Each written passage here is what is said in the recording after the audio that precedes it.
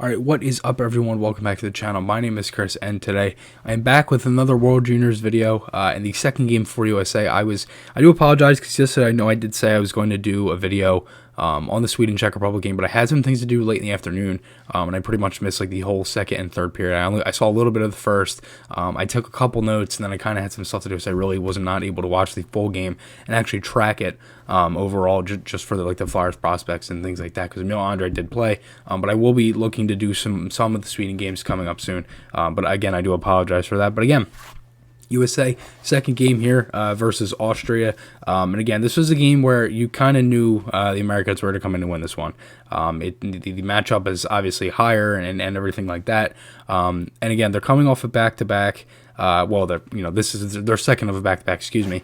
And again, it's kind of weird because they had back-to-back games and they have 2 days off, and that's not really something you see, to be honest, is teams having 2 days off in the World Juniors. But overall, one thing that you kind of wanted to see tonight from USA was just their actual play needed to be better. They looked sloppy a lot versus Russia. And again, obviously, the matchup is different and everything like that, but still, you still want to play to the way that you can play and to your potential, and that's really what USA did. They played, full game, everything like that. But overall, Cam York for the Flyers was on the second pairing, and Bobby Brink was on the right wing. Third line here, Wolf was in net, which was predetermined, before last night's game versus Russia. So essentially, that was already, predetermined, where it was like, okay, Knight's going to play against Russia, Wolf's going to play against Austria, and let's see how they do, things like that. So York ends up starting on the first shift here for USA. USA ended up getting their first shot at 19:25 from Caulfield, so 35 seconds in, to where the other night versus Russia took them until 8:04 to get their first shot from Kaliev. So they were completely dominating the first 5 minutes. Shots were at 6-1 at 15:02. Then they ended up taking a stupid penalty at 12:31 to give Austria some momentum and really a feel of the puck, but they didn't really do anything with it. USA ended up killing that one off. A couple failed clears from a few guys, but overall it was still a pretty good penalty kill. USA was getting a lot of chances at that point. No goals yet, and then 1-0 here USA. It was a 4-on-2 play. It was literally a pass from Turcotte that trickled. It hit off somebody's skate and just literally bounced through everybody. It looked like there was like 4 or 5 sticks waving at it from the offense and the defense of Austria, and it ended up just rolling in and going off the goalie stick, and ended up being 1-0. It was credited to Turcotte, but I think it ended up getting changed later. A couple minutes later, Brink made a really great move to score, great save, and then Berard actually hit the post after Brink's chance, and there was a lot more pressure after the goal. They were completely dominating at that point, chance after chance. York ended up hitting a post late. I believe Caulfield hit 1 or 2. They must have had like 4 or 5 posts late in that period, but overall dominant period from the United States. Shots on goal were 22-3 in favor of the U.S. So starting the second period, complete domination again. Cycling the puck around, they win a face-off, they get a couple plays, little drop pass, and Zegras just absolutely snipes it, 2-0, and then a couple seconds later, off that ensuing face-off, Aronacci makes it 3-0 off the draw. Shot from the slot that ended up getting deflected, and they ended up, adding another goal to their lead there. USA ends up getting a power play. They ended up getting 3 more goals in this period, one from Zegras, Boldy, and Brendan Brisson, and a couple 2-0s.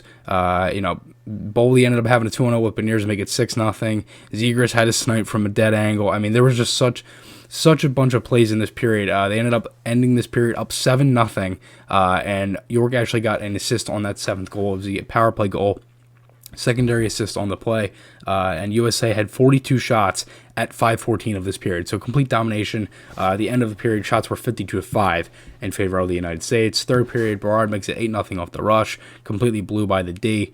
And then they had Brendan Brisson again, making it 9-0 off a rebound. 10-0 Boldy, great tap-in play, great pass from Zegras.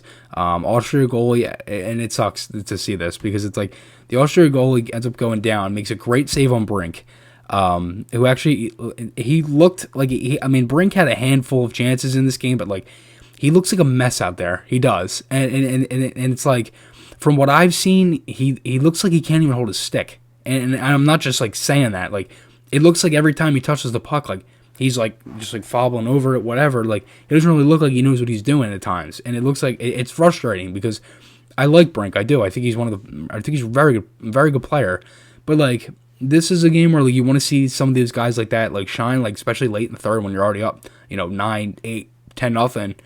Some of those guys weren't playing as much, like guys like Zegras. And, I mean, like, that's why Boldy was out there so much. So, like, honestly, it's kind of frustrating because, like, I would rather see him be able to generate on some of these chances. I mean, he had 2-3 golden opportunities to score. He had a couple good plays in the offensive zone, but that was really it. I mean, like, his cycling's a little off. He gets thrown around out there sometimes, but again, I'm really hoping he can pick it up in these next few games. But again, ended up being Austria goal ends up going down after a great save.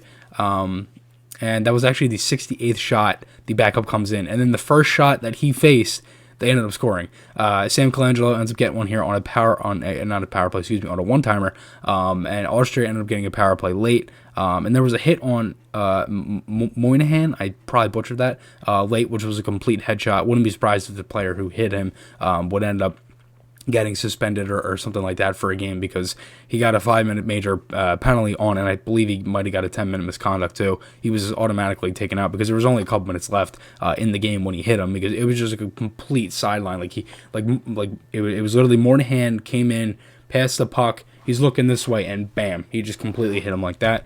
But at the end of the game, shots on goal were 73-10 in favor of the United States. It was a pretty good game overall from US. I was honestly very happy that they were able to bounce back and get a win like that. It definitely was fun because, again, it's like you don't really expect it to be like a blowout like that, but then again, when you see like Canada beating Germany 16-2 and things like that, it's kind of fun to see that stuff sometimes, especially when the team you cheer for is winning. But again, 3 points for the United States, and they are plus 14 now in goal differential from the 11 last night and the 3 the other night. So right now they are in first place in Group B. But again, you're going to have to wait and see with these next few games because they've already played 2 games, but they do have 2 days off.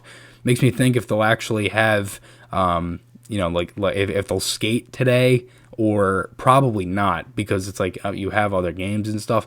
They could skate, they're most likely going to skate the 28th is my guess. It might just be like they have meetings and stuff, and maybe it's just like an off day kind of. I don't know. I guess we'll have to see what happens. But overall, let me know what you guys think below on this game. What did you think of Cam York and Bobby Brink last night for the Flyers? Again, guys, me and Amadeo really appreciate all the support you guys are giving us with the podcast and everything. The merchandise store, you can go check that out. Link is in my About page. It's also on my Instagram in my link tree. You can check it out there. Remember, guys, podcast articles, those links are on my channel. Hope you guys enjoyed this one. I'll see you guys in the next one, and goodbye.